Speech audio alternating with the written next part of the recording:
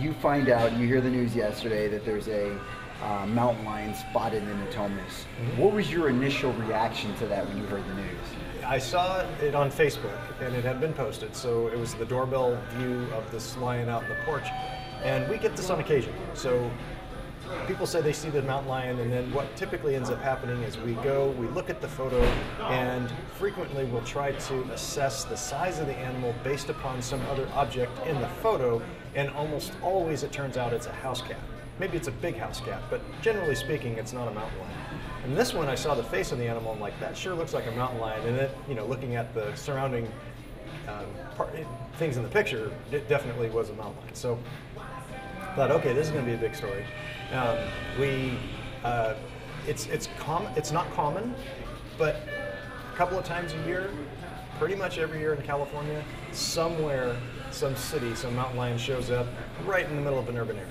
So the last time a mountain lion showed up in the middle of Sacramento was almost right about 5 years ago, and it was at 33rd and X Street, which isn't far from your station. So, and I caught that lion, and back when I was doing a lot more field work. So it's probably, might even be in your system somewhere, so, because it's happened before in Sacramento, actually. And where does it come from is kind of the big question. So you can kind of surmise maybe it came from some river corridor, or in the case of Natomas, probably from the Sacramento River area somewhere where it just gets, these are animals that are usually younger, smaller, and they're trying to establish home territories. And as they mature, they break away from living with the mother lion and start making a living on their own. They've got to go find a place where they can establish a territory. If there are dominant lions in that area, they're going to get killed and they get pushed out. And that happens and happens and happens, and sometimes they start to get hungry and they gravitate toward these urban areas where they can find food in the form of domestic animals frequently. So that starts to get them into trouble. Now this particular lion, we don't have any evidence to suggest that it had been eating domestic animals, and that's a really good thing, because that greatly expands our options once we end up trying to catch it. So once we caught the animal and deemed that it appeared to be healthy, we made a quick decision, a very quick health assessment, and we managed to get the thing released, and hopefully it's probably recovering from a pretty severe hangover today, but hopefully it's going to stay gone, and we hope to never see it again. Wow, so, just kind of going back to what you said as far as, the last one being here 5 years ago, this one was in Natomas. A lot of the questions we were getting at the station is, how does a mountain lion end up in Natomas? Now, I know the theory you said was, Sacramento River. There's other ways that it could have gotten in there. But, the likelihood of something, of a mountain lion ending up in Natomas, I'm assuming it has to be less than like 3%. Yeah, so the probability of a lion ended up in a place like Natomas or at 33rd and X Street, wherever some of these major metropolitan areas, we don't have a lot of data on exactly how they get there, except for one. There was a case in Mountain View, and I'm going to say 4 years ago, and that lion ended up in the middle of an apartment complex right in the heart of a very well-developed urban area in Mountain View, and it had a radio tracking collar on it. So what we were able to determine was that the lion was predominantly moving at night, and it would hunker down in the bushes in the daytime at some kind of a area that was either thickly vegetated or a park-like environment or something like that. And then at night it would move and it would go to a different location, which is precisely what happened in Sacramento 5 years ago, because the lion was, I caught him on a Friday night at about 11 o'clock at night, and the first calls on that lion came in Thursday night, 24 hours earlier. And people had reported seeing a mountain lion.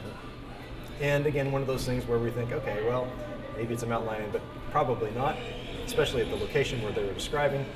And 3 calls or 4 calls to 911 later, we realized, okay, this was in fact a mountain lion, but then we couldn't find it. So it took until the next night, and I thought to myself, again, this is going back 5 years ago, so I thought to myself, based upon what has happened in the past, and the calls that we received last night, decent chance this lion is going to show up after it gets dark. So I got all my darting equipment, I got my uniform staged, I was ready to go, and I called the Sacramento police officer dispatch, their 911 service, so if you call 911, you talk to a certain dispatcher, and I gave her my cell phone number, and I said, get a call for a mountain lion, call me right away. And it was 10:30 at night, I just finished dinner, thinking to myself, maybe I'll be going to bed soon, and here's the call. And the whole reason why I tell that whole story is that is the kind of thing that we're seeing now, where not just at Mountain View, not just 5 years ago in Sacramento, but here is highest probability is that it comes from some kind of a natural environment where you would expect to find them. And at night it gravitates toward some urban area where it gets itself a little bit confused and doesn't really know how to get out without running through too many highly populated, developed areas. Is there any chance that and I know this is just speculation, but any chance that maybe some of these cats could have been pets or exotic pets that could have just wandered out or things of that sort? Or highly improbable. Okay. Yeah, only because there's not that many people who are permitted to have these kind of pets. If they did, then, and it were to escape, then that's the only real rational way that we would expect to find something like this. Because if somebody has a permitted animal like a mountain lion, which you would require a permit to have, and if it escaped, they would be required by their permit to let us know right away, so we can help go and recover that animal. I see. So. Now, as far as the safety thing, a lot of questions we've been getting at the station is, what to do if you encounter a mountain lion, or if you're on a trail and you're jogging and you see a mountain lion, because there's been a number of mountain lion attacks on trails and jogging. So I guess just to the common viewer that's watching, that's trying to figure out, if I encounter one, okay, what are my options? What are the best things to do? Okay, first of all, if you are lucky, what I say lucky enough to see a mountain lion in the wild, we say appreciate that fact, because very few people have that opportunity.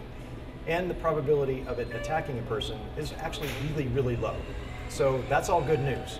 If a person is confronted by a lion that is acting in a odd way, that may be a threatening manner, or it's not responding to your shouting, your aggressive shouting and standing tall, we recommend that a person, first of all, you hold your hands above your head, you shout aggressively, and steadily back away from that scene, but don't turn around and run.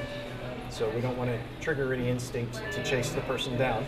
I recommend people carry a whistle with them, just if they're going to go on a run, whether it be in the American River Parkway or along the river's edge or wherever, a place where you might expect to find mountain lions, but not just lions, but threatening people. That's really, the highest probability of being attacked while you're on a run is not by mountain lions. It's going to be by a person or a domestic animal, in particular a dog. And then far, far down on the list is a mountain lion. It really is. So carrying the whistle is going to potentially scare off any type of a threat, whether it be a person, a domestic animal, or a wild animal, and it also draws attention to yourself. I see. So, I guess under any circumstance, what I gather from that is do not run, stand tall, and make noises or something to intimidate or appear larger. Yep, shout aggressively. If attacked, fight back. That's the really important part. So going into the actual attack scenarios, we have had, I'm not going to have the number right exactly, but it's in excess of 60 or so mountain lion attacks in 100 years. Okay, so there's not that, the probability of being attacked by a mountain lion is very, very low. The probability of being attacked and killed by a mountain lion is even dramatically lower. So we have about 17 fatalities in California in 100 years from a mountain lion, and contrast that to domestic dogs, which is much, much higher. So people just are just generally not attacked by a mountain lion. So when attacked by a mountain lion, in that improbable case, the recommendation is to fight back, and fight back vigorously. So the idea of playing dead does not apply anywhere in California for any animal, any reason, or any bears, lions, whatever. So yes, fight back vigorously and get yourself help. All right, just the last question I have is, like you said, obviously these are rare occurrences, but as far as mountain lions that do come to urban areas, is there anything that people can do to prevent things that may be attracting mountain lions, or do you think that maybe building or developing further up to where they live is an issue? Or? That's a really good question. That is so. What we see is in places like the American River Parkway, there's lots and lots of deer, and people love to see the deer. And so frequently they will put food out for the deer, which isn't legal to do for a couple different reasons, but one of the primary reasons that, from a biological standpoint, is that you put food out for deer and it unnaturally concentrates them in a particular area. What eats deer? Mountain lions. So if the mountain lion figures out that the deer are concentrating in a certain area, it's going to be a lot easier for them to pick them off. And they will, in fact, start killing and eating the deer that are actually attracted to an area because of a large food pile or a salt lick or something like that.